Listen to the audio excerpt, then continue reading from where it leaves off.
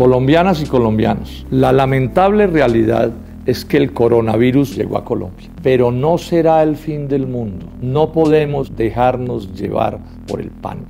Es un mal grave y lo principal en este momento es prevenir. En primer término, la idea de un pacto nacional, que todos y cada uno hagamos lo que nos toca hacer esfuerzos para que la pandemia no crezca muy alto ni crezca muy rápido y vamos a ir saliendo del problema, es lo que dicen los especialistas. En lo del trabajo repartido, primero las autoridades deben actuar correctamente, siguiendo las orientaciones de la Organización Mundial de la Salud y aplicándolas a nuestra realidad concreta.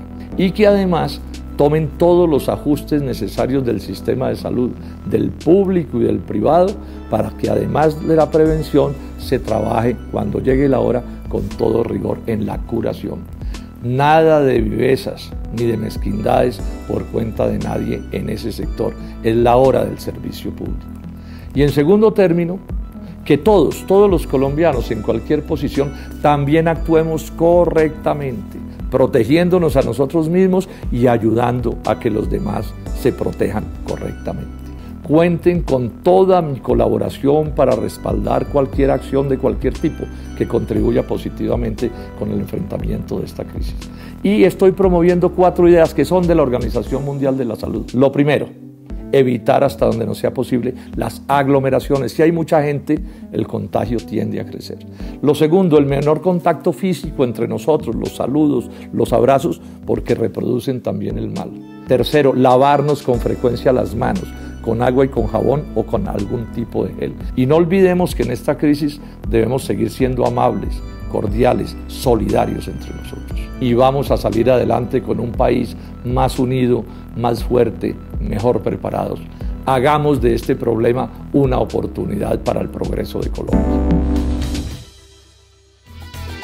Este es un proyecto que apunta contra la partidocracia.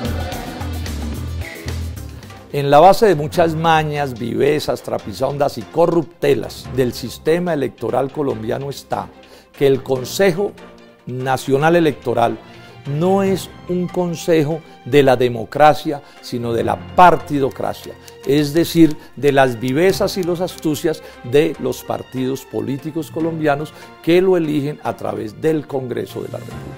Entonces, hemos presentado una reforma constitucional que apunta a quitarle al Congreso la elección de ese Consejo Nacional Electoral y entregárselo a las altas cortes. Poner condiciones para que esos consejeros lleguen allí en representación de la sociedad y no de los grupillos políticos que mangonean en Colombia.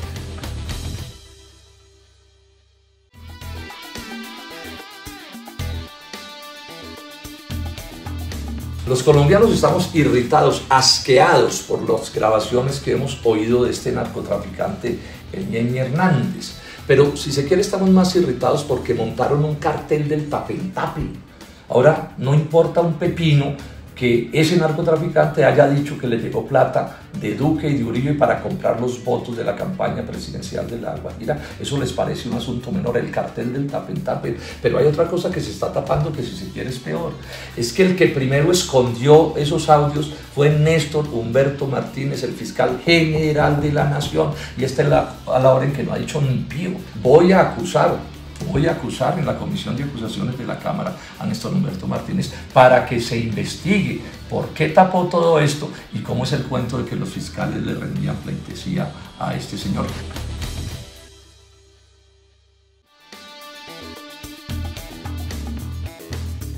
Por supuesto que es un hecho gravísimo cuando está de por medio la grabación que la hizo la Fiscalía de un señor que en ese momento estaban investigando por asesinato y por vínculos con la mafia, ojo, y un señor, porque esto tampoco nos lo pueden modificar, que se movía en las altas cumbres del poder de Colombia, no me digan que no, ahí están las fotos, el alcalde o un farandulero, lo que sea, pero se movía como Pedro por su casa, se movía por lo invitan, sí, pero además, y era amigo de Iván Duque, ahí están todas las fotos, y hay grabaciones de la hermana de este señor hablando de Iván Duque. Eso no es un crimen, pero esos son hechos que no se pueden menospreciar en una investigación, porque si no, entonces no hay cómo investigar. No, que era fantoche también, pero no pueden menospreciar la gravedad de los distintos hechos que hay que conectar, y lo que estamos pidiendo es que se investigue.